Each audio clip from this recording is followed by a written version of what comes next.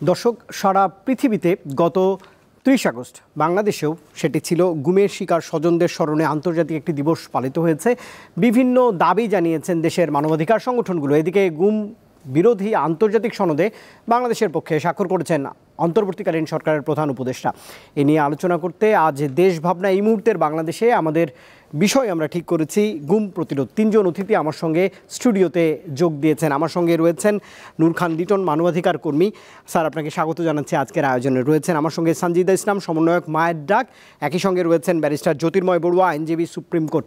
তিনজনকে স্বাগত জানাচ্ছি দেশ ভাবনার এই মুহূর্তের বাংলাদেশের আজকের আয়োজনে।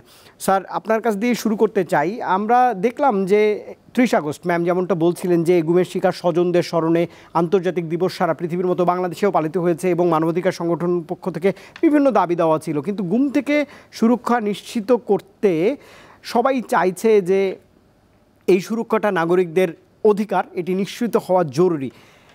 এই পরিস্থিতিতে আসলে সুরক্ষা নিশ্চিত করার জন্য অবকাঠামোগত কী ধরনের পরিবর্তন বা সংস্কার প্রয়োজন মানুষের এই অধিকারটা নিশ্চিত করার ক্ষেত্রে? দেখেন, পরিষ্কার মোটা দাগে যদি বলি যে গুম থেকে পরিত্রাণের উপায়টা কী, প্রথম হচ্ছে যে এই ক্ষেত্রে আইনের কিছু সংযোজন করার বিষয় আছে। যেমন আমরা প্রায় সময় শুনতাম যে গুম তো আমাদের আইনের কোনো সংজ্ঞায় পড়ে না, মানে আমাদের যে আইনগুলো আছে সেখানে গুমের মানে গুম শব্দটিই নেই। তো এখন যে সনদে স্বাক্ষর করলাম, সেই স্বাক্ষর করার পরে আমাদের যে বিষয়গুলিকে গুরুত্ব দিতে হবে, অনেক সনদই আমরা স্বাক্ষর করেছি, গুরুত্ব দিচ্ছি, কিন্তু দেখা যায় যে বছরের পর বছর আমরা রিপোর্ট করি না। এটা নিয়ে আমাদের এক ধরনের এটাকে কি বলবো, অবহেলার, বিশেষ করে সরকারে যারা থাকেন তারা সবসময় এই বিষয়টাকে, মানবাধিকারের এই বিষয়গুলিতে অবহেলা প্রদর্শন করেন। এখন প্রশ্ন হচ্ছে যে গুম প্রতিরোধে আমাদের দেশের যে আইন, সে আইনে কিছু বিষয় সংযোজন করতে হবে, গুমকে সংজ্ঞায়িত করতে হবে।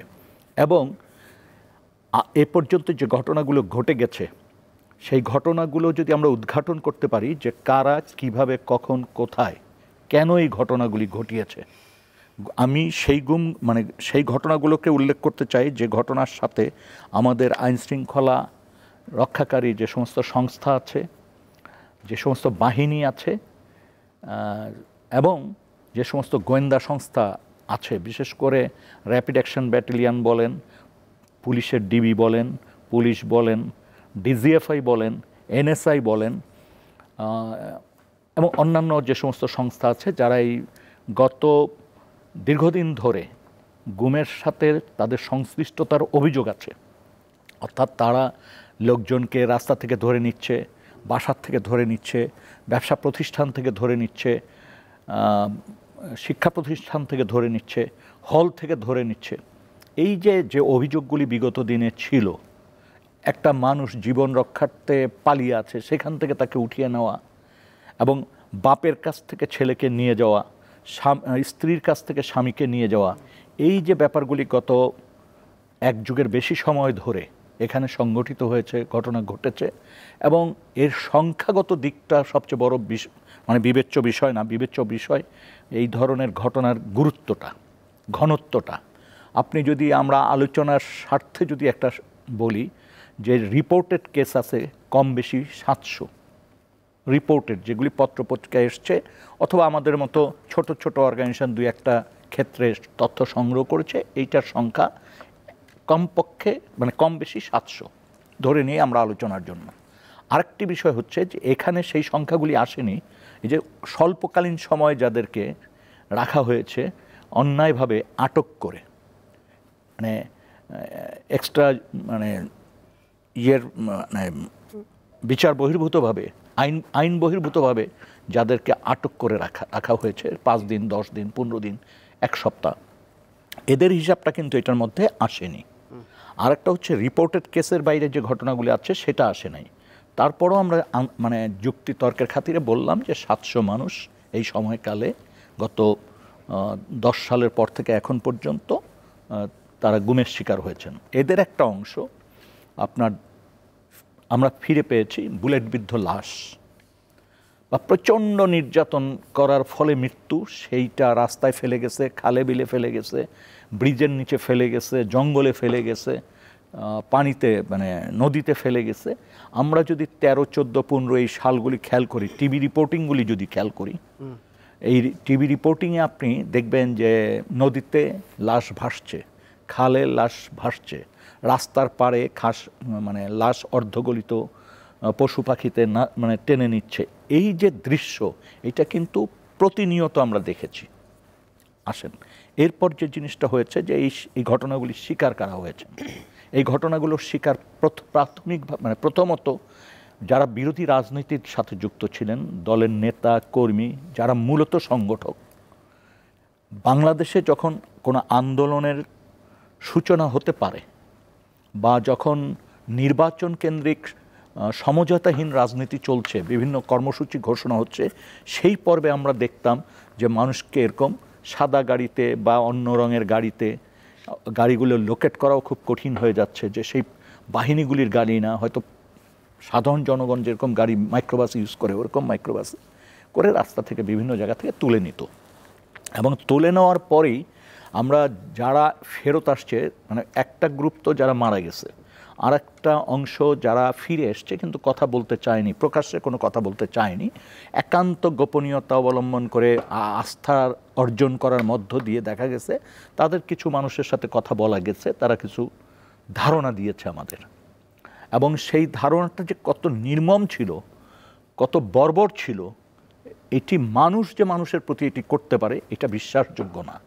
আপনি যদি কর্নেল হাসিনের কথাটা চিন্তা করেন, লেফটেন্যান্ট কর্নেল হাসিন, যাকে দীর্ঘ সময় 2 দফায় 2 বার দীর্ঘ সময়ে আপনার এই যে প্রতীকী অর্থে যে আয়নাঘরের কথা বলি, যেটা ডিজিএফআইয়ের আপনার ইন্টারোগেশন সেল বলি বা জয়েন্ট ইন্টারোগেশন সেল যে নামেই বলি, এটাতে 2 দফা রাখা হয়েছে। এবং তিনি বেরিয়ে এসে সাংবাদিকদের সাথে এবং মানবাধিকার কর্মীদের সাথে কথা বলেছেন। কথা বলার মধ্য দিয়ে তিনি কিন্তু কিছু ধারণা দিয়েছেন যে কোন ধরনের মানুষকে তিনি দেখেছেন, নির্দিষ্ট করে 2-1 জনের নাম বলেছেন এবং তাদের সাথে কী ধরনের ব্যবহার করা হতো।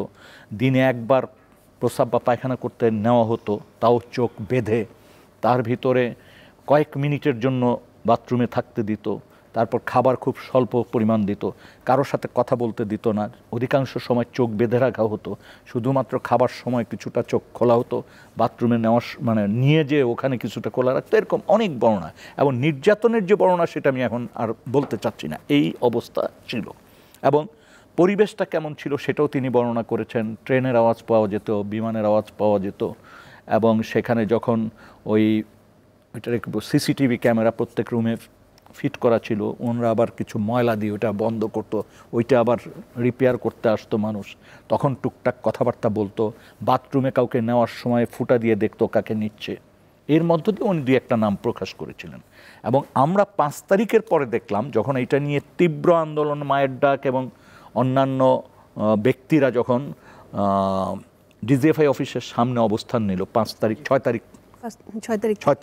সন্ধ্যায়, তখন এক ধরনের টানাপোড়েন চলছিল। স্বজনরা দাবি করছিল যে আমাদের স্বজনদের ছেড়ে দাও, তোমাদের এখানেই আছে, আর তারা সময় ক্ষেপণ করছিল। পরবর্তীতে আমরা দেখলাম যে 3 জন ব্যক্তি, যাদের আমরা ধারণা করছিলাম, আগেই বিভিন্ন ইনফরমেশন ছিল যে এদের হেফাজতে আছে, এদের কাছে আছে, তাদেরকে দেখলাম 3টা জায়গায় নিয়ে ছেড়ে দেওয়া হলো। এটা একেবারেই পরিষ্কার পারিপার্শ্বিকতা দিয়ে একেবারে সুনির্দিষ্টভাবে প্রমাণ করা সম্ভব যে এই মানুষগুলি তাদের কাছে ছিল, আন্দোলনের প্রেশার ছিল এবং এমন একটা পরিস্থিতি আসছিল যে এটা সামাল দেওয়া সম্ভব ছিল না, তারা 3 জায়গা নিয়ে ছেড়ে দিল। এই যে অবস্থাটা আমরা দেখলাম, তারপরে আমরা যেটা দেখলাম যে একটা অংশ কিন্তু এখন পর্যন্ত ফেরত আসেনি।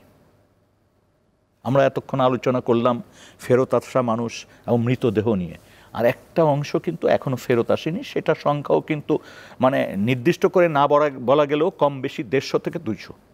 এই যে 150-200 মানুষ এখন পর্যন্ত যাদের সন্ধান পাওয়া যায়নি, এদের সম্পর্কে কি বলা হয়েছে বিগত দিনে, যে ওরা ভূমধ্য সাগরে সলিল সমাধি হয়েছে, কেউ কেউ লোনের ফেরত দেওয়ার ভয়তে বাড়ি থেকে পালিয়ে গেছে, কেউ আরও বিশ্রী ভাষায় বলা হতো। দেখেন, একদিকে ঘৃণা দিয়ে এই মানুষদেরকে ভিকটিম করার চেষ্টা করা হয়েছে, অপরদিকে পরিবারগুলো তাদের অপেক্ষায় রয়েছে, তাদেরকেও তুচ্ছ তাচ্ছিল্যর সাথে ব্যবহার করা হয়েছে এবং তাদের কাছ থেকে বিভিন্ন সময় চাপ প্রয়োগ করে লিখে নেওয়ার চেষ্টা করা হয়েছে, মানে সাদা কাগজে স্বাক্ষর নিয়ে বা কোনো কোনো ক্ষেত্রে এমন মানে তাদের মতো করে কিছু লিখিত জিনিস নিয়ে এসে স্বাক্ষর করার চেষ্টা হয়েছে। এই যে ঘটনাগুলি যেই সময়কালে ঘটেছে সেটা পুরা সময়টাই শেখ হাসিনার সরকারের পরিচালনা করার সময়। যেই তারিখে গুম করা হয়েছে তার আগের 5-7 দিন, পরের 5-7 দিন যদি খেয়াল করেন তাহলে দেখবেন আন্দোলন যখন দানা বেঁধে উঠছিল, মানুষের ভিতর যখন আকাঙ্ক্ষা গড়ে উঠছিল, মানুষ যখন সচেতন হচ্ছিল, মানুষ যখন প্রশ্ন করা শিখছিল, জবাবদিহিতার আওতায় যখন সরকারকে আনার চেষ্টা করছিল, সেই সময়গুলিতে কিন্তু এই গুমের ঘটনা ঘটেছে। নিশ্চয়ই এই চরম মানবাধিকার লঙ্ঘনের আপনার এই রেফারেন্সগুলো নিয়ে আমি পরের প্রশ্নটি আসলে করতে চাই ব্যারিস্টার জ্যোতির্ময় বড়ুয়া আপনার কাছে, যে এই যে মানবাধিকার লঙ্ঘন হচ্ছে সেক্ষেত্রে গুমের বিচার করার ক্ষেত্রে কোনো বাধা আছে কিনা, যদি বাধা থাকে সেগুলো আসলে কি?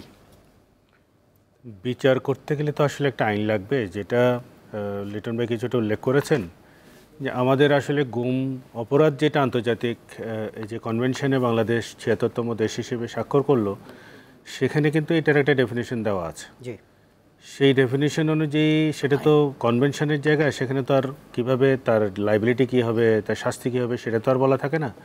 এটা ডোমেস্টিক লয়ের মধ্যে আসলে থাকতে হবে।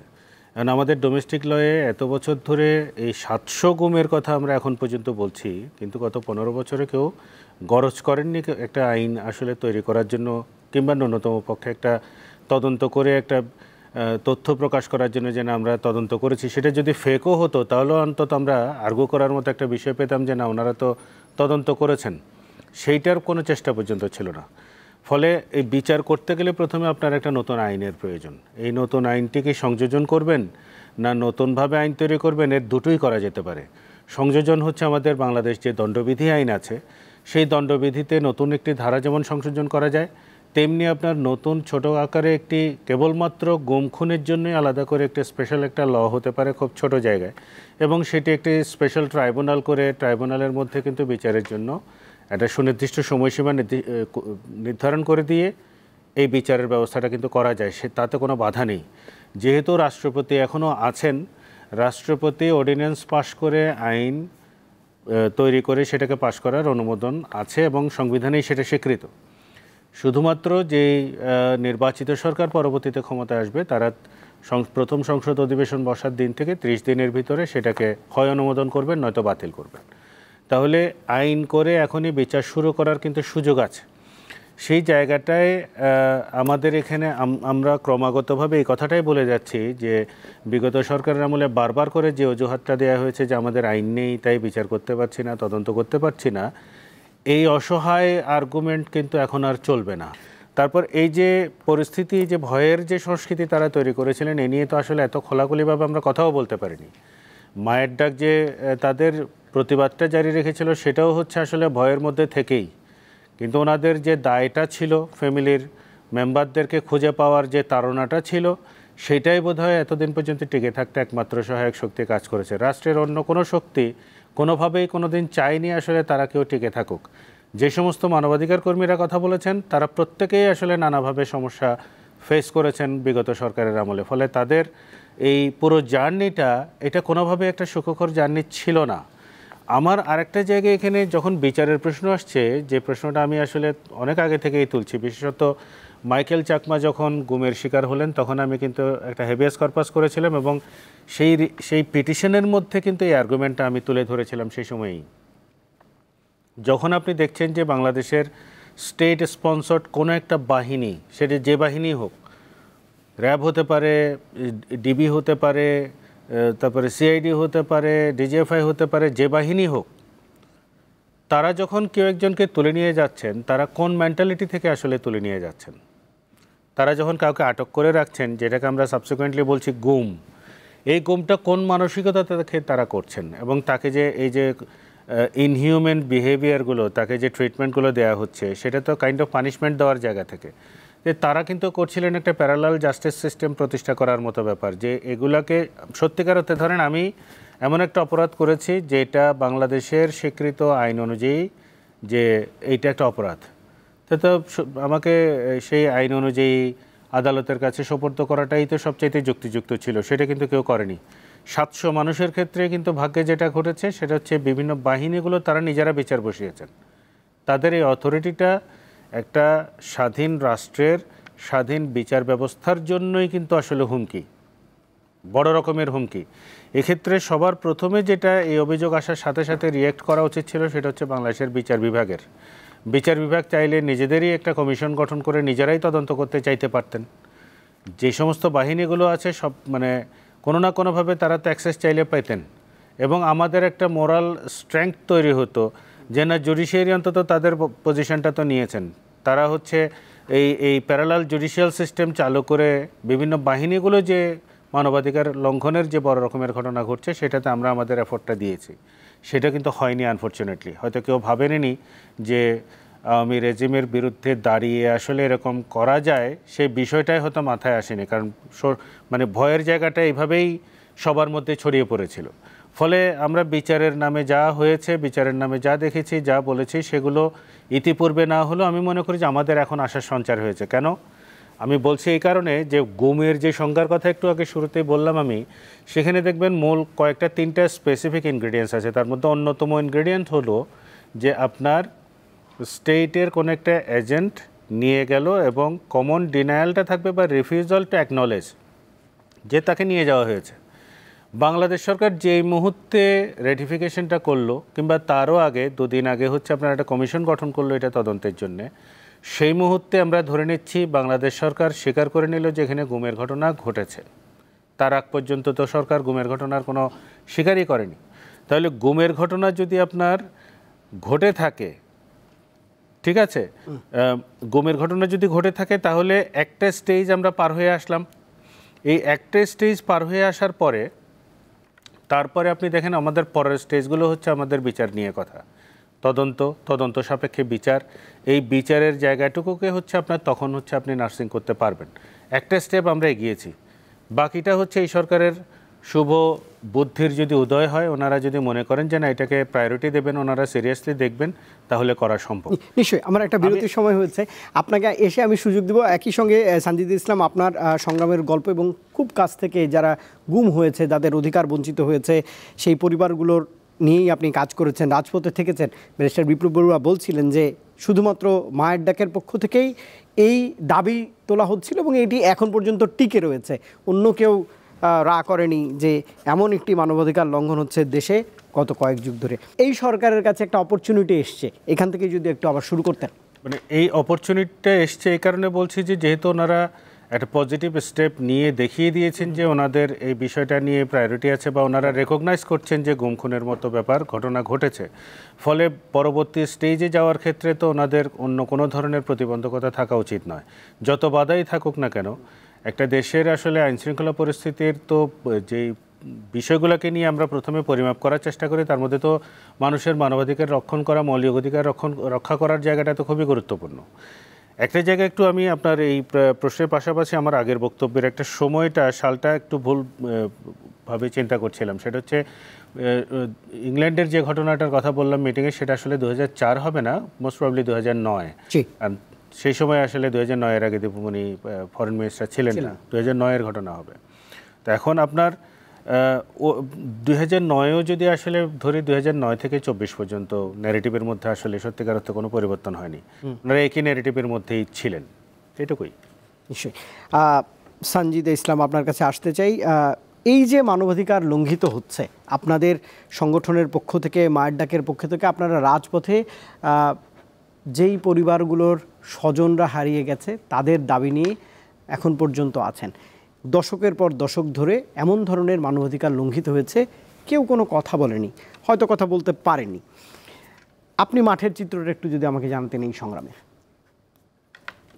প্রথমে যেটা হয়েছিল, আমার ভাই সাজিদুল ইসলাম সুমন, উনি জেনারেল সেক্রেটারি ছিলেন বাংলাদেশ ন্যাশনালিস্ট পার্টির, এখনকার 25 নম্বর ওয়ার্ডের। তো সুমন ভাই এর ক্ষেত্রে যেটা বলি, আমরা তখনও কিন্তু যখন ওনাকে র্যাব ধরে নিয়ে যায় 2013-র 4th of December, 2014-র ইলেকশন, 5ই জানুয়ারির যে ইলেকশন, তার পূর্ববর্তী সময়ে আপনারা জানেন অনেক ব্যাপকভাবে গুম এবং বিচার বহির্ভূত হত্যাকাণ্ড হয়। আমার ভাইদের কেসটাও একটা তার মধ্যে। এবং তার আগে কিন্তু গুমের সাথে আমরা কোনোভাবে পরিচিত ছিলাম না, যে এই প্রক্রিয়াটা থাকে, চরম মানবাধিকার লঙ্ঘনটা বাংলাদেশে এই সংস্কৃতিটা আমরা কিন্তু দেখিনি।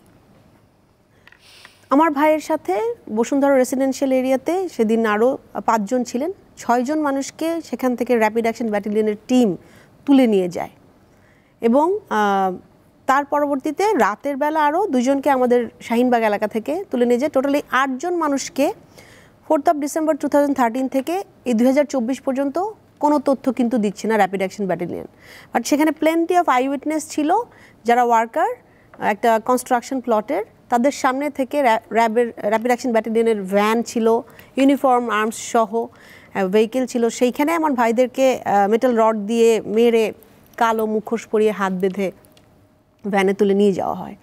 এবং আমার ভাইয়ের মতো আপনি ইলেকশন পূর্ববর্তী সময়গুলো যদি দেখেন, তো সেই সময়টাতে যতগুলা কেস বাংলাদেশে এইভাবে তুলে নিয়ে গেছে, প্রত্যেকটা আইন প্রয়োগকারী সংস্থার লোক দ্বারা এগুলা সংগঠিত, এবং প্রত্যেকটা কেসের ক্ষেত্রে আই উইটনেস আছে, কেউ না কেউ দেখেছে, তারা ধরে নিয়ে গেছে, আমাদেরকে ইনফরমেশন দেওয়া হচ্ছে। এবং কিছু মানুষ যখন ফিরে আসে তারাও বলছে যে এই অপারেশনগুলো হয়েছে এবং মানুষগুলোকে হোয়াইট ড্রেস নিয়ে গেছে, ডিবি নিয়ে গেছে, র্যাব নিয়ে গেছে, ডিজিএফআই নিয়ে গেছে। তো গত 1 যুগ ধরে মায়ের ডাক, যখন প্রথম আমরা দাঁড়াই 8টা ফ্যামিলি, তখন আমরা দেখি যে ঢাকায় আরও অনেক পরিবার আছে যারা আসলে তখনও সামনে আসছিল না, ভয় পাচ্ছিল, কথা বলা যাচ্ছিল না আসলে। এবং অনেক অনেক ভয় ছিল, কারণ বাড়িতে যদি ভাই বা অন্য কেউ থাকে, বাবা তাদেরকে ধরে নিয়ে যাওয়া হতো। মুখটা বন্ধ করার জন্য যত ভয় দেখানো ফ্যামিলিগুলোকে অনেক অনেক বাহিনী দ্বারা বিভিন্ন প্রক্রিয়াতে সেভাবে করা হতো। সামাজিকভাবে আওয়ামী লীগ দ্বারা একটা চাপ ক্রিয়েট করা হতো। তো সেই জায়গা থেকে 12 বছর আমরা মায়ের ডাক আসলে প্রত্যেকটা ফ্যামিলি, ল এনফোর্সমেন্ট এজেন্সির এমন কোনো জায়গা নাই যেখানে আসলে অ্যাপ্লিকেশন সাবমিট হয় নাই, কারণ আমাদের কিন্তু লিগ্যাল কোনো এফআইআর বা জিডি বা জেনারেলি কেউ তারা অ্যাকসেপ্ট করেনি কখনো। যদি আমরা মেনশন করতে চেয়েছি যে র্যাব ধরে নিয়ে গেছে, এবং আমরা 2016 সালে জ্যোতির্ময় দাদা বলেছিলেন যে একটা রিট করেছিলেন, বাট আমাদের 2016 সালে একটা রিটও ছিল হাইকোর্টে, সেটারও কোনো শুনানি হয়নি। এটা হচ্ছে বিচার বিভাগের অবস্থাটা গত 12 বছরের। তো আমাদের লিগ্যাল কোনো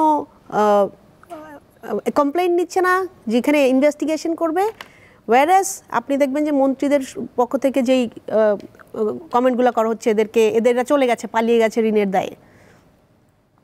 পরবর্তীতে যখন ইন্টারন্যাশনালি আমরা কেসগুলোকে রেইজ করি, ইউএনের working group for enforce and involuntary ডিসঅ্যাপিয়ারেন্সেসের টিম তাদের সাথে, তারপর হিউম্যান রাইটস ওয়াচ একটা লিস্ট পাবলিশ করে 86%-এর, এরপরে অ্যামনেস্টি ইন্টারন্যাশনাল কাজ করে গ্রাউন্ডে।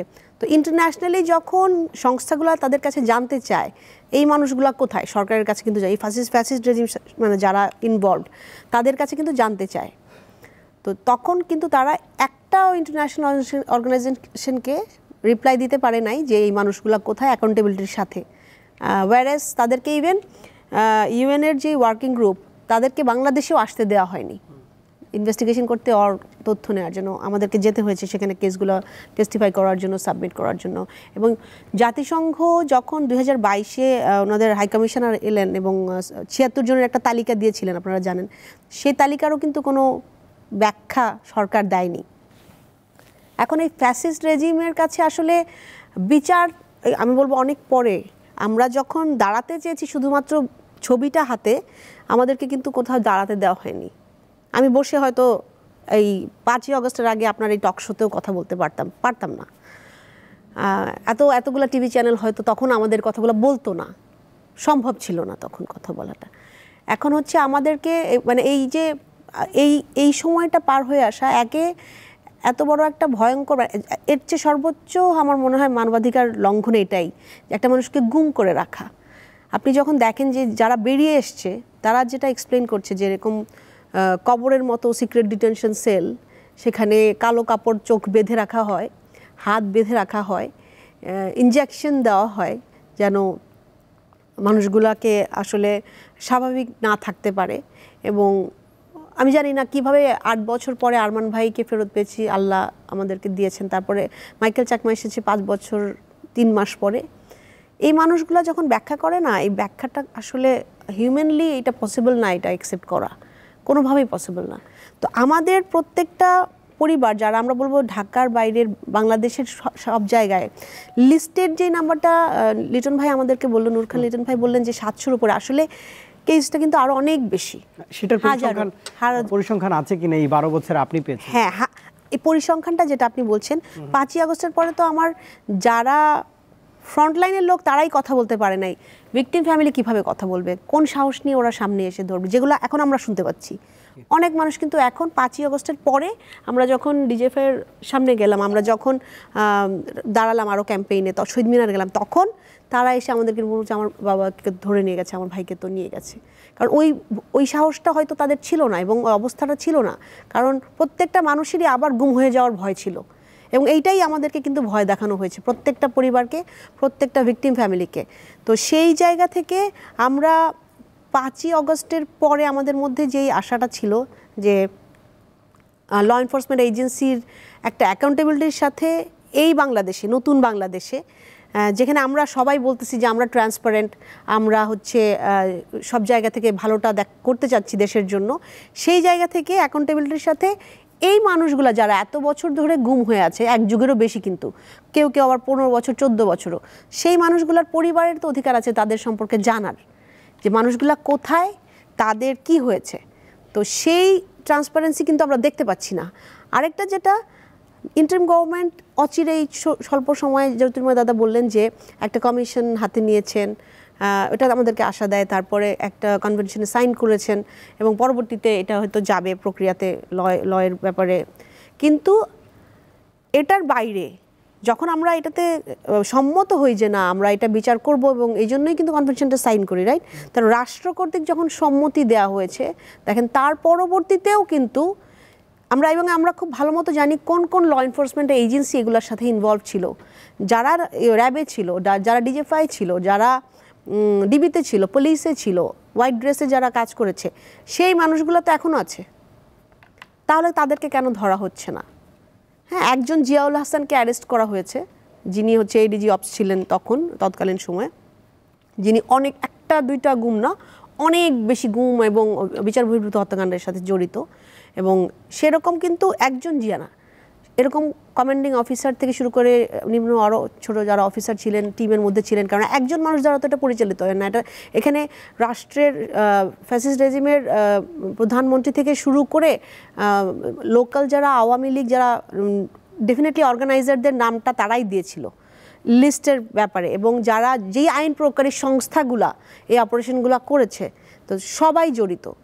এইখানে আসলে তাদেরকে দায়মুক্তি দেওয়া যাচ্ছে না। তো সেইখান থেকে আমার মনে হয় ইনভেস্টিগেশনটা করতে কোথায় তাদের এখন বাধা, বা কেন এখনও আমরা যখন বলতেছি যে আমরা বাংলাদেশে আসলে ন্যায়ের জায়গাটায় নিয়ে যাচ্ছি, এতজন ভাইয়ের ছাত্র জনতার রক্তের বিনিময়ে কিন্তু এখন আমরা এই জায়গায়, এই নতুন বাংলাদেশে। তো সেইখানে এখনও কিন্তু এই যে সবচেয়ে চরম যেটা মানবাধিকার লঙ্ঘন, সেইটার কোনো বিচার বা প্রক্রিয়া কিন্তু আমরা শুরু করিনি, ইনভেস্টিগেশনও করছি না। ইভেন কোনো পরিবারের কাছে এখনও তথ্য আসেনি আসলে আমার ভাইয়ের কি হয়েছে, আসলে আমার ভাইয়ের সাথে কি করা হয়েছে, বা আমার যতজন স্বজনহারা যতগুলো ফ্যামিলি আছে তাদেরকে কোনো তথ্য কেন দেওয়া হচ্ছে না যে এই মানুষটা বেঁচে আছে নাকি বেঁচে নাই। নিশ্চয়ই। নূর খান লিটন, আপনার কাছে জানতে চাই যে যেমনটা বলা হচ্ছে যে আন্তর্জাতিক সনদে তো আমরা এখন যুক্ত হয়েছি, এটা আসলে বাংলাদেশের জন্য, বাংলাদেশের প্রেক্ষাপটে কয়েক দশকের যে রেজিমের কথা বলা হচ্ছে যেখানে মানবাধিকার লঙ্ঘিত হয়েছে, সেটা কতটা জরুরি ছিল আসলে, আর এই সনদে স্বাক্ষরের ফলে আমরা কি কোনো সুবিধা পেতে যাচ্ছি কিনা? দেখেন, সেটা তো শুরুতেই যেটা বলেছি যে আসলে তো একটা অগ্রগতি যে একটা সনদে অন্ততপক্ষে সনদে স্বাক্ষর করেছি। দ্বিতীয়টা হচ্ছে এই সনদের আলোকে হয়তো ভবিষ্যতে খুব দ্রুতই এই সরকার যদি আসলে জনগণের আকাঙ্ক্ষা পূরণ করতে চায়, ভিকটিম ফ্যামিলিগুলিকে যদি আশ্বস্ত করতে চায়, তো এই সনদের আলোকে আমাদের আইন কানুন যেখানে যেটা সংযোজন বা সংশোধন করার ব্যাপার হয় সেটা করে ফেলবে। আর এইটা স্বাক্ষরের মধ্য দিয়ে কিন্তু একটা তো অগ্রগতি হচ্ছেই যে এই জিনিসগুলো আমরা সাজাতে পারবো। আর একটা জিনিস হচ্ছে যে দফায় দফায় বিভিন্ন 4 বছর পর পর যে আমাদের জবাবদিহিতার একটা ব্যবস্থা আছে, সেইখানটাকে আমরা সক্রিয় করতে পারবো যদি সরকার আন্তরিক হয়। এর আগে তো আমরা দেখেছি যে মানে 4 বছরের জায়গায় 12 বছর পরও রিপোর্ট হয়নি, এরকম একটা অবস্থা গেছে, বা 15 বছর রিপোর্ট দেওয়া হয়নি। আমি আরেকটা জায়গায় একটু মানে আলোকপাত করতে চাই, সেটা হচ্ছে যে অনুসন্ধানের ক্ষেত্রটিতে আমি একটু কথা বলতে চাই, সে একজন মানবাধিকার কর্মী হিসাবে, অন্য কিছু না। দেখেন, জ্যোতির্ময় দা আছে, ভালো করে আমাকে সংশোধন করবেন যদি কোনো ভুল থাকে আইনজীবী হিসাবে। সেটা হচ্ছে যে আমরা কিন্তু জানি যে প্রত্যেকটা এলাকায় পুলিশের অবস্থান আছে সারা বাংলাদেশে, এবং পিআরবিতে বর্ণনা করা আছে ওসির কী দায়িত্ব, তার সুপিরিয়রদের কী দায়িত্ব, সব কিন্তু স্পষ্ট করা আছে। আমরা অনেক ক্ষেত্রে মানে অধিকাংশ ক্ষেত্রে আমরা দেখেছি যে ঘটনার পর নৈতিক দায়িত্ব হচ্ছে, অফিসিয়াল দায়িত্ব হচ্ছে ওসি সাহেব ঘটনা জানা মাত্র তিনি জিডি হিসাবে হোক আর মামলা হিসাবে হোক বিষয়টা লিপিবদ্ধ করবেন। ডিনায়ালের কোনো জায়গা কিন্তু ওসি সাহেবের নেই। তো আমরা ভিকটিম পরিবারও যদি না যেতে পারে, তিনি পত্রিকায় দেখেছেন অথবা মানুষের কাছে শুনেছেন, সেইটার উপর ভিত্তি করে তিনি জিডি করবেন এবং অনুসন্ধান শুরু করবেন। এটাই হচ্ছে স্বাভাবিক কাজ। কিন্তু আমরা যে জায়গাটা দেখেছি প্রায় 99% ক্ষেত্রে সম্ভবত ওসি সাহেবদের কাছে মানে থানায় যখন মামলা করতে যাওয়া হয় অথবা জিডি করতে যাওয়া হয়, সেই জিডি গ্রহণ করা হয়নি। তারপরে অনেক চাপ প্রয়োগ করলে যদিও বা জিডি গ্রহণ করেছে, সেখানে কোনো বাহিনীর নাম বা পুলিশের নাম বা সুনির্দিষ্ট তথ্য দিতে চাইলে সেটা রাখা হয়নি, যদি তারা কিনা কোনো সরকারি মানে সংস্থার লোক হয়। তাহলে এখানে একটা ডিনায়াল হয়েছে। তারপরে ধরেন এইটা তো পত্রপত্রিকা, মায়ের ডাক, এইটা ওইটা দিয়ে প্রকাশ্যে জিনিসটা পাবলিকলি আসছে, তাহলে এসপি সাহেবের দায়িত্বটা কী ছিল? তিনিও কিন্তু সেই দায়িত্ব পালন করেন নাই। ডিআইজি সাহেবের দায়িত্ব কী ছিল? তিনিও পালন করেননি। আইজি সাহেবের দায়িত্ব কী ছিল? তিনিও পালন করেন নাই। হোম মিনিস্টারের দায়িত্ব কী ছিল? পত্রপত্রিকা এইটা সেটা দেখে উনি করেন নাই। তাহলে প্রাইম মিনিস্টারের দায়িত্বটা কোথায় যাবে? তিনিও করেন নাই। তাইলে সুপ্রিয়ার রেসপন্সিবিলিটির জায়গা থেকে এরা কারো দায় মুক্তির কোনো সুযোগ নাই। কারণ ওসি সাহেবকে বলতে হবে কেন তিনি জিডি নেন নাই, কেন তিনি মামলা করেন নাই, কার নির্দেশে? এসপির নির্দেশে? এসপি হয়তো বললো না আমি নির্দেশ দেইনি। তো তুমি তো জেনেছিলা, তুমি কি করেছো? সুতরাং রেসপন্সিবিলিটি তাকে কিন্তু দায় নিতেই হবে। যদি আইনের মতো চলে, যদি সরকার আন্তরিক হয় এবং বাহিনীগুলি যদি তাদের কৃতকর্মের জন্য মিনিমাম লজ্জা বা মানবতা তাদের ভিতর যদি আসে, সেটা সেনাবাহিনী হোক, ডিজিএফআই হোক, পুলিশ হোক, তাহলে তাকে আর কোনো সুযোগ নাই আত্মসমর্পণ করা ছাড়া। কারণ আমরা পরিষ্কার যে কোন সালে কোন সময় কে ছিল ওসি আমরা জানি, কোন সালে কে কোথা থেকে গুম হয়েছে, সেই সময় সেই এলাকায় ওসি কে ছিল, এসপি কে ছিল, ডিআইজি কে ছিল, আইজি কে ছিল, হোম মিনিস্টার কে ছিল, প্রাইম মিনিস্টার কে ছিল, জানি। ঠিক তদ্রূপ আমরা জানি র্যাপিড অ্যাকশন ব্যাটালিয়নের কে ছিল। এবং এই যে সুপ্রিয়র রেসপন্সিবিলিটি, এই দায় এড়ানোর কোনো সুযোগ নাই। কারণ মানুষগুলি নিখোঁজ, মানুষগুলির কোনো সন্ধান পাওয়া যাচ্ছে না। রাষ্ট্রের এটা কিন্তু দায়িত্ব নিতেই হবে। এবং এটা কত বড় অপরাধ, মানবতার বিরুদ্ধে চূড়ান্ত অপরাধ কিন্তু এটা। আপনি চিন্তা করেন তো, এই যে মেয়েটা এখন এসে যা কথা বলতেছে, আমার বোন, কতটি বছর সে অপেক্ষা করছে। আমি এই রিসেন্টলি তার মার সাথে দেখা করতে গিয়েছিলাম, কোন কথার জবাব দিতে পারিনি। উনি ফ্যালফ্যাল করে কানলেন, মানে তাকায় রইলেন, আমিও ফ্যালফ্যাল করে কানলাম, তাকায় রইলাম। এর বাইরে কোনো কথা আসলে বলতে পারিনি। এবং এমনও ঘটনা হয়েছে যে তাদের পাশে দাঁড়ানোর কারণে নানান জায়গার থেকে নানান কথাবার্তা আমাকে বলা হয়েছে। তাদেরকে রাজাকার ফ্যামিলি বলা হয়েছে। আমি যতই মানে যুক্তি দেখাচ্ছিলাম যে তারা মুক্তিযুদ্ধের প্রাক্কালে বঙ্গবন্ধু যে মিটিংটা করেছিল, সেই মিটিংয়ে তার বাবা সভাপতিত্ব করছে। এবং সমাজে কত মানে লম্পট যে রয়ে গেছে আওয়ামী লীগ এবং আওয়ামী লীগের সহযোগী যারা ছিল, কত বড় লম্পটেরা, মানে সত্য মিথ্যা হাজির করে দিত নিজেদের বাঁচার জন্য এবং অন্যকে বিপদে ফেলার জন্য। একটা সময় গেছে যে সময়ে তাদের পাশে দাঁড়ালেই বিপদ আসতো। এবং দেখেন, 7টা পরিবার 8টা পরিবার শুরু করলো, তারপর 19টা পরিবার হলো, তারপর সারা বাংলাদেশের সব জায়গায়। আজকে তুলিরা জানলো যে কিভাবে তার ভাইকে নিয়ে গেছে, তারপর মাস্টার সাহেবের ছেলেকে কিভাবে মাস্টার সাহেবের কাছ থেকে র্যাব বুঝে নিয়েছে। ঠিক তদ্রূপ কুমিল্লার শাওন, তার বাবা ছিল ওই বঙ্গবন্ধুর বডিগার্ড টিমের একজন সুবেদার মেজর, সেই মতিন সাহেবের কাছ থেকে তার ছেলে শাওনকে কিভাবে নিয়ে গেছে। সেটা মানে সব বর্ণনা আছে।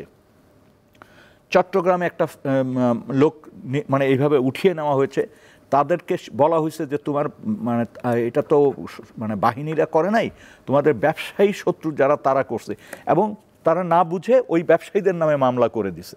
কিন্তু পরবর্তীতে মোটামুটি তারা নিশ্চিত হইতে পারছে যে এখন পর্যন্ত সেই লোক কিন্তু আসেনি, তারা নিশ্চিত হয়েছে যে তাদের ভাইকে আসলে র্যাব নিয়েছে। নিশ্চয়ই নূর খান লিটন এমনভাবে বিশ্লেষণ করলেন, তারপরে আসলে বিষয়টি যতটা পরিষ্কার হলো, মানবতার বিরুদ্ধে চূড়ান্ত যে অপরাধ, যে অপরাধের কোনো সীমা পরিসীমা নেই।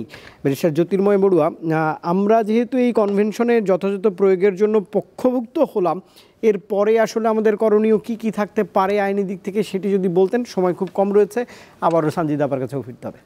দেখুন, আইনি করণীয় বলতে এই কনভেনশনটা ছিল হচ্ছে নবম গুরুত্বপূর্ণ মানবাধিকার সংরক্ষণের জন্য যে সমস্ত ইউএন কনভেনশনগুলো আছে তার মধ্যে নবম কনভেনশন। এই একটি ছাড়া বাকি 8টিতে বাংলাদেশ অনুস্বাক্ষর করেছিল আগেই। এটি করার মাধ্যমে আমরা 9টিতেই আসলে বাংলাদেশ রাষ্ট্র অনুস্বাক্ষর করলাম। আমাদের যে ম্যান্ডেটটা এখন তৈরি হলো সেটা হচ্ছে যে আমরা চাইলে এই ইনস্ট্রুমেন্টগুলোকে ব্যবহার করে আন্তর্জাতিক পরিমণ্ডলেও আসলে স্টেট চাইলে এগুলোকে কমপ্লেইন হিসেবে দাঁড় করাতে পারবে। আইসিসিতে আসলে অভিযোগ দায়ের করার সুযোগ আছে, এবং তারা ইউএন যে হিউম্যান রাইটস কাউন্সিল আছে এবং হিউম্যান রাইটসের যে কমিশন আছে, দুটো আলাদা আলাদাভাবে কাজ করে। কাউন্সিল অনেক বড় জায়গায়, কমিশন আছে, কমিশন থেকে নিজেরা চাইলেও কিন্তু এসে তদন্ত করতে পারে। এবং আপনারা জানেন যে গত 1 সপ্তাহ যাবত একটা কমিশনের তদন্ত টিম কিন্তু তাদের স্কোপিং টেস্ট পরীক্ষা নিরীক্ষা করার জন্য কি কি তদন্ত করবে, যে শিক্ষার্থীদেরকে এই পুরো ঘটনায় জুলাই এবং আগস্ট ব্যাপী যে হত্যাযজ্ঞ হয়েছে সেটা নিয়ে কিন্তু তদন্তের জন্য একটা টিম অলরেডি আছে। তাদের ম্যান্ডেটের মধ্যে এখন পর্যন্ত গুমটা নাই, কিন্তু গুমটা নিয়ে কিন্তু আমরা আলাদা করে যেটা ওয়ার্কিং গ্রুপের সাথে এই পুরো কনভেনশনের অধীনে কিন্তু একটা ওয়ার্কিং গ্রুপ আছে, এক্সপার্টদের একটা প্যানেল আছে, যারা হচ্ছে ভিকটিম ফ্যামিলির সাথে যোগাযোগ করে প্রপার চ্যানেলে হচ্ছে কিভাবে তদন্ত হতে পারে, স্টেটের সাথে কমিউনিকেট করা, কোন জায়গা থেকে টেকনিক্যাল সাপোর্টটা ওনারা ফ্যামিলিগুলো পেতে পারেন সেগুলো কিন্তু তাদের সাথে বুদ্ধি পরামর্শ দেন, যেটা সঞ্জিদারা অনেক আগে থেকে করছেন।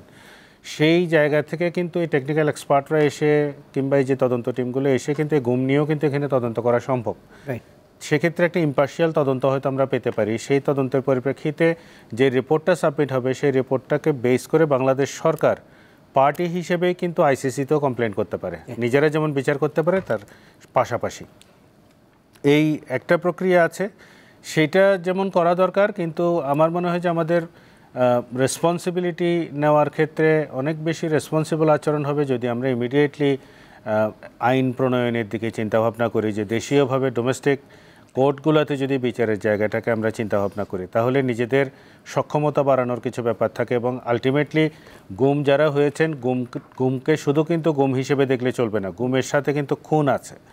তার মানে গুম করে খুন, এই শুধু গুম আর খুন দুটো আলাদা আলাদা অফেন্স, কিন্তু গুম করে যখন খুন করবেন তার অফেন্সের ক্যারেক্টারটাও কিন্তু ভিন্ন হচ্ছে, শাস্তির মাত্রাটাও ভিন্ন হতে হবে।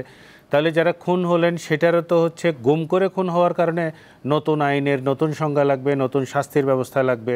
শুধু গুম যদি হয়ে ফিরে আসেন, যারা ফিরে আসছেন তারাও কিন্তু এই অভিযোগগুলো করতে পারবেন, কারণ তিনি তো গুম হয়েছিলেন। 4 দিনের জন্যও যদি কেউ গুম হন তাহলে তিনিও কিন্তু এই অভিযোগগুলো করতে পারবেন। তার সেই আইনগত অধিকার নিশ্চিত করতে হবে যে তিনি 4 দিনও কেন গুম হবেন, ফিরে এসছেন জীবিত অবস্থায়, সেটা বড় কথা নয়, কিন্তু একটা অফেন্স তো হয়েছে ওনার বিরুদ্ধে। যারা ফিরে আসেননি, আমি ধরে নিচ্ছি না যে ওনাদেরকে খুন করা হয়েছে, কিন্তু যদি সেটা বের হয়ে আসে তাহলে তো গুমের পরে খুনের ব্যাপারটা তো সেইভাবেই সংজ্ঞায়িত করতে হবে। আমরা গুমের খুনের ব্যাখ্যাগুলো ইন্টারন্যাশনাল ইনস্ট্রুমেন্টগুলোতেও আছে, কিন্তু আমরা মনে করি যে ডোমেস্টিক জায়গাতে এটাকে এমফাসাইজ করা উচিত। ভয়ের জায়গাটা আমি শুধু খুব ছোট করে যদি দুইটা অ্যাড করি, শাওনের কথাটা বললেন, শাওনের বাবা মতিন সাহেব কিন্তু আমার কাছে এসেছিলেন শুরুতে, এবং এই শাওনকে খুঁজে পাওয়ার জন্য কিন্তু আমি উচ্চ আদালতে তার জন্য মামলা করেছিলাম। শাওনকে কিভাবে নিয়ে গেছে সে বর্ণনাটা যদি শোনেন তাহলে আপনাদের রাতের ঘুম হবে না ঠিক মতো। শাওনকে যখন নক করে দরজা খোলে তখন তার বাবা বলছে যে তারা প্লেন ড্রেসে এসেছিলেন, কিন্তু চুলের কাটটাট দেখে, যেহেতু উনি নিজেই সামরিক গোয়েন্দা হিসেবে দীর্ঘ সময় কাজ করেছেন মতিন সাহেব, তিনি বুঝতে পেরেছিলেন যে তারা ডিফেন্সের লোক কোনো না কোনোভাবেই। তারপরে হচ্ছে তাকে যখন নিতে আসে, তার ওয়াইফ হচ্ছে কলেজের শিক্ষক ছিলেন, তিনি তাকে হচ্ছে আপনার ধাক্কা দিয়ে ফেলে দেওয়া হয়। তারপরে শাওনের মা এসে যখন তাকে জড়িয়ে ধরে হাতুড়ি দিয়ে তার বুকে মাথায় কিন্তু আঘাত করা হয় এবং পরবর্তীতে তিনি ব্রেইনের হ্যামারেজ হয়েই মানে পরে এখন আমি জানি না, আমার যতদূর মনে পড়ে তিনিও মারা গেছেন। এবং মতিন সাহেব ঘুরতে ঘুরতে ঘুরতে ঘুরতে কোর্টের বারান্দায় ঘুরতে ঘুরতে শেষ পর্যন্ত যতদিন আমার সাথে সর্বশেষ যখন কথা হয়, তিনি মানসিকভাবে অপ্রকৃতস্থ একজন ব্যক্তি ছিলেন, তার কথার কোনো রকমের কিছু ছিল না। বনানী থেকে এক মা ফোন করেছিলেন, আমাদের পেশাগত জায়গা থেকে এভাবে বলাটাও উচিত না, তারপরেও বলতে বাধ্য হচ্ছি। মা ফোন করেছিলেন যে আমার ছেলেকে র্যাব নিয়ে তুলে নিয়ে চলে গেছে, আমি একটু আসতে চাই আপনার সাথে, কোনো এক আপনার পরিচিতর মাধ্যমে আপনার নম্বরটা পেয়েছি, একটু কথা বলবো। খুব সম্ভবত ওনার ফোনটাও এনটিএমসির রেকর্ডিংয়ের মধ্যে ছিল, আমার ফোনটাও রেকর্ডিংয়ে ছিল। ওনাকে তার বোধহয় 15-20 মিনিট পরে ফোন করে বলা হয়েছে যে আপনি যার সাথে কথা বলছেন ওদের সাথে যদি গিয়ে কথা বলেন ছেলে আর ফিরে আসবে না। পরে উনি আমাকে বললেন যে হ্যাঁ আমি আসবো বলেছিলাম, কিন্তু আমার একটু পার্সোনাল সমস্যার কারণে আমি আর আসতে পারছি না। সাপোর্টটাও দিতে পারিনি, লিগাল সাপোর্টটাও দিতে পারিনি। বুদ্ধি পরামর্শ যে দিব সেটা দেওয়ারও কোনো রকমের সুযোগ আসলে ছিল না। এই ভয় থেকে কিভাবে বের হবেন? নিশ্চয়ই। অসংখ্য ধন্যবাদ ব্যারিস্টার জ্যোতির্ময় বড়ুয়া। সবশেষে একটু আসতে চাই সানজিদা ইসলাম, একদমই সময় শেষ। একটা পরিবর্তন হয়েছে, রাজনীতিতে বড় পরিবর্তন এসেছে। আপনি কোনো আশা দেখেন কিনা গুমের মতো এমন চরম মানবাধিকার লঙ্ঘনের বিষয়গুলো কমে আসবে কিনা, বা আপনার প্রত্যাশা কি থাকবে, বা কোনো লক্ষণ দেখতে পাচ্ছেন কিনা? অবশ্যই নতুন বাংলাদেশে 5 আগস্টের পরে এবং যখন পরিবর্তনটা হলো, তো তখনকার আশাটা অবশ্যই আপনারা জানেন যে লিটন ভাই বলেছিল, আমরা ওই দিন থেকেই সন্ধ্যা থেকে কিন্তু ডিজিএফআই অফিসের সামনে থাকি পরিবারগুলা। কারণ আমাদের 12 বছরের একটাই আশা ছিল যে স্বজনদের সন্ধানটা আমাদেরকে দেন, একটাই আশা, একটাই কথা ছিল, একটাই দাবি ছিল, পরিবারকে তাদের স্বজনকে ফেরত দেন। তো সেই জায়গা থেকে আমি বলতে চাই যে বাট পরিস্থিতিটা আমরা যখন আরও 2 দিন 3 দিন গেল 5 আগস্টের পরে, 3 জন যখন এসলো এবং তারপরে আর কোনো মানুষ আসছে না, তখন মনে হচ্ছে যে এই জায়গাটা আসলে অনেক বেশি জটিল হচ্ছে প্রতিদিন, প্রতি সময়ের এইটা আমাদের কাছে এখন অনেক বেশি ভয়ঙ্কর এবং অনেক বেশি যন্ত্রণার। যখন আমরা ওনাদের কাছ থেকে শুনতে পারলাম যে কিভাবে মানুষকে অমানবিক টর্চার করা হচ্ছে, এবং আয়নাঘর তো একটা সিম্বলিক, সিক্রেট ডিটেনশন সেলগুলা শুধুমাত্র যে ক্যান্টনমেন্টে, শুধুমাত্র যে ডিজিএফআই আছে তা না, র্যাব এবং সব আইন প্রয়োগকারী সংস্থান এবং সারা বাংলাদেশে আছে। তাহলে এতগুলা মানুষের জীবন এখন, তাদের তথ্য কোথায়? এখন যতদিনই যাচ্ছে, টাইমটা যাচ্ছে, আমাদের ক্ষেত্রে এখন অনেক বেশি সংখ্যা যে প্রত্যেকটার যে এভিডেন্সগুলা, এখন কি তারা সেগুলা ডিস্ট্রয় করে দেওয়ার জন্য আছে কিনা? তারা এখনও কেন চুপ? আমরা যে বলছি অ্যাকাউন্টেবিলিটি নিয়ে কোনো ডিসক্রিমিনেশন থাকবে না, আমরা কিন্তু অনেক ভালো কথা বলছি বাংলাদেশে এখন যেই ব্যবস্থা এসছে, কিন্তু সেই ব্যবস্থার ক্ষেত্রে আমার উপদেষ্টা মণ্ডলীর যে ডিরেকশন আসছে সেটার সাথে ল এনফোর্সমেন্ট এজেন্সির যে অ্যাকাউন্টেবিলিটি বা পরবর্তী পদক্ষেপগুলা বা বাংলাদেশ সেনাবাহিনীর থেকে যে যাদের এগেনস্টে অ্যালিগেশন আছে, পার্টিকুলারলি অ্যালিগেশন আছে, সেই নামগুলা তারা ডেফিনেটলি জানেন, ইন্টেলিজেন্স টিম তাদের, রাইট? আমরা তো পাবলিক, আমাদের তারপরেও আমরা জানি, কারণ আমরা প্রত্যেকটা কেসের প্রত্যেকটা ভিকটিম ফ্যামিলি থেকে কিন্তু এই অ্যাপ্লিকেশনগুলো মাল্টিপল টাইম তাদের কাছে সাবমিট করেছি, এবং ওই টিম যে ধরে নিয়ে গেছে তারা তো জানা উচিত ওই টিমে কারা ছিল। তো আমাদের এই সময়টাতে আমাদের ভয় শঙ্কা আমি বলবো যে সর্বাধিক এখন, কারণ আমি জানি না এখন সামনে আমি কি দেখব। আমি আসলে যে বিচারের আশাটা করছি, একটা কমিশন করেছে, এখন পর্যন্ত কিন্তু কমিশন মানে কাজ শুরু করতে পারেনি, এবং প্রপার এর পরবর্তী প্রক্রিয়া কি হবে, আইনের সংশোধন কখন হবে, এই এত কিছুর জন্য ওয়েট করা, এইটা একটু লং টার্ম প্রসেস। বাট এই মানুষগুলোর জীবন সম্পর্কে অবহিত করা, তারা জীবিত আছে নাকি তারা আমাদের মাঝে নেই, বা তাদের কি হয়েছে, কারা তাদেরকে এরকম করেছে, এই জিনিসটা কি দায়িত্ব না যে ইন্টেলিজেন্স ইয়েগুলার আর ল এনফোর্সমেন্ট এজেন্সিগুলার, যাদের দ্বারা এগুলো সংগঠিত? তো সেই জায়গা থেকে আমরা আসলে এখন যেটা বলবো যে অনেক বেশি যেটা আমরা 12 বছরেও হয়তো ছিল না, তার থেকে অনেক বেশি ভয়ের মধ্যে আছি, এবং প্রতিটা পরিবার এখন মানে মানসিকভাবে ভেঙে যাচ্ছে। এবং যেই বাচ্চাগুলো আপনি জানেন 11 বছর বাবাকে দেখে নাই, ওরাও 5 আগস্টের পরে কিন্তু ছবি নিয়ে পতাকা নিয়ে দাঁড়াইছিল যে বাবাকে ঘরে নিয়ে যাবে। তো সেইখান থেকে আমরা চাই যেন এক দায়িত্বের সাথে স্বচ্ছতা যদি আসলেই দিতে চায়, তাহলে সেনাবাহিনী যদি তাদের সুনাম বা যেটাই বলেন অক্ষুণ্ণ রাখতে চায়। যাদের এগেনস্টে অ্যালিগেশন আছে, যেই ল এনফোর্সমেন্ট এজেন্সিতে ছিল, যেই মন্ত্রণালয়ে যেই আমলাই ছিল, যদি প্রধানমন্ত্রী থেকেও হয় এবং তারেক আহমেদ সিদ্দিকী থেকে হয়, এখন যেই ছিল এটার সাথে ইনভলভ, প্রত্যেকের এগেনস্টে তাদের মানে ব্যবস্থা নেওয়া উচিত। এবং প্রথমত যখনই ইনফরমেশনটা দিবে এক একটা কেসে, এক একজন পরিবারের, যে আমার ভাই বা যাদেরকে, প্রত্যেকটা কেসের এগেনস্টে কিন্তু এই নামগুলো চলে আসে। প্রত্যেকটা ঘটনার সাথে যেই বাহিনী জড়িত আপনি কিন্তু সেখান থেকে পেয়ে যাচ্ছেন। আমি জানি না কেন তারা এখনো বন্ধ, মানে এই জায়গাটায় তাদেরকে কি ধরে রাখলো। নিশ্চয়ই এই প্রশ্নটা তো থেকেই গেল। নূর খান লিটন, 2 মিনিটে যদি আপনি যোগ করতেন শেষ মুহূর্তে একদম। আমার কথা হচ্ছে যে বর্তমান যে পরিবেশ পরিস্থিতি দেশের, এটা যদি একটা যৌক্তিক সময় পর্যন্ত থাকে, তাহলে আমার বিশ্বাস যে যে ঘটনাগুলো আমরা এখন পর্যন্ত উদ্ঘাটন করতে পারিনি, একটা শঙ্কার মধ্যে আছি, এগুলি সব কেটে যাবে। এবং চূড়ান্ত অর্থে এই পরিবেশটা ধরে রাখা গেলে আমার বিশ্বাস, আবারও বলছি, যে প্রত্যেকটি ঘটনা চিহ্নিত করা সম্ভব এবং ঘটনার সাথে যারা যুক্ত সেটা সম্ভব, এবং যারা বেঁচে আছেন তাদের মুক্ত করা সম্ভব, এবং